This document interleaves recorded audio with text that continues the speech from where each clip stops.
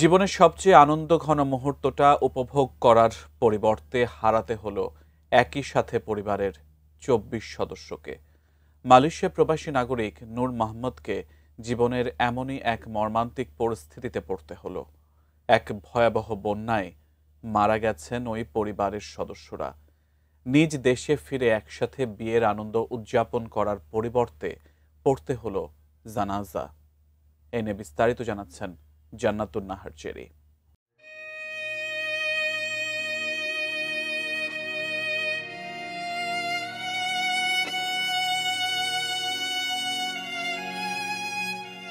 এক মর্মান্তিক ঘটনার সাক্ষী হলেন মালয়েশিয়া প্রবাসী নাগরিক নূর মোহাম্মদ। বিয়ের আনন্দ মুহূর্তেই কাল হয়ে দেখা দিল তার জীবনে। বিয়ের মাত্র ২ দিন আগে মায়ের সঙ্গে দীর্ঘ সময় ফোনে কথা বলেছিলেন তিনি।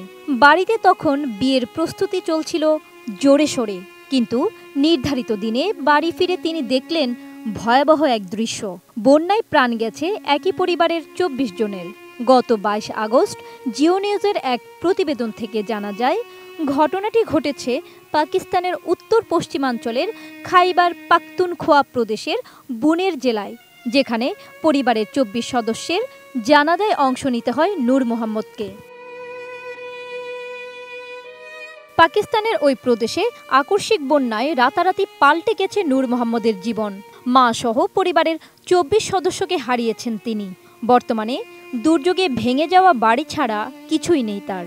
আছে শুধু প্রিয় মুখগুলোর রেখে যাওয়া স্মৃতি।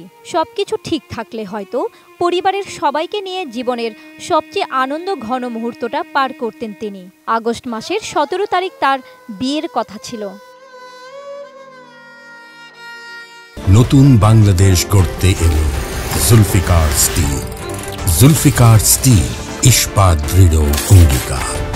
বিয়ে করার জন্য গত ১৫ই আগস্ট পাকিস্তানে আসেন নূর মোহাম্মদ। বুনের জেলার কাদিরনগর গ্রামে খালের তীরে অবস্থিত পরিবারের বিশাল ৩৬ কক্ষের বাড়ির ধ্বংসস্তূপের পাশে দাঁড়িয়ে সাংবাদিকদের সঙ্গে কথা বলেন ২৫ বছর বয়সী নূর মোহাম্মদ। নূর কাঁদতে কাঁদতে বলেন, সবকিছু শেষ হয়ে গেছে। বাড়ি ফিরে এসে ধ্বংসস্তূপ এবং ভারী পাথর ছাড়া আর কিছুই নেই। তিনি জানান, তার পরিবারের ২৮ জনের মধ্যে মাত্র ৪ জন বেঁচে আছেন।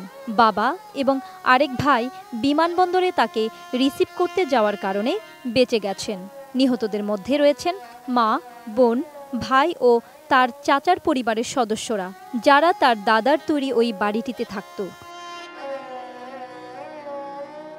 জিও নিউজের প্রতিবেদন থেকে জানা যায়, পাহাড়ি বুনের জেলার এই গ্রামটি সাম্প্রতিক প্রবল বৃষ্টিপাতের ফলে সবচেয়ে বেশি ক্ষতিগ্রস্ত হয়েছে।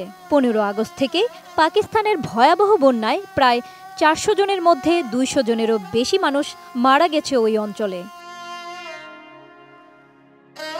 জান্নাতুন Nahar cherry, desk report, ATN news.